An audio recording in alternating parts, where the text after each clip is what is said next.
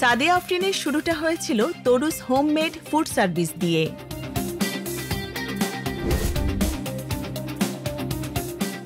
Premature হওয়ার কারণে 3 days পরে সে আসলে মারা যায় এবং এই বিজনেসটাকে নিজের সন্তানের চেয়ে বেশি প্রাধান্য দিয়েছি, সেই কারণেই হয়তো আমি আমার বেবিটাকে লস্ট করেছি। প্রাণীর প্রতি ভালোবাসা থেকেই এখন তিনি ভিগান ফুড নিয়ে কাজ করা শুরু করলেন।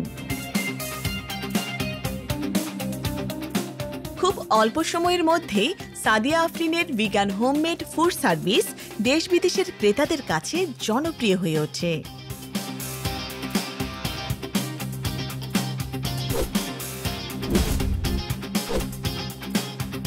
ভিগান ফুডে মানুষ অভ্যস্ত হলে কমবে রোগ ব্যাধি আর বাঁচবে প্রাণী, আর তাই সাদিয়া আফরিন ভিগান ফুড নিয়ে কাজ করে যেতে চান। আমি সাদিয়া আফরিন, আমার উদ্যোগের নাম তোরাস।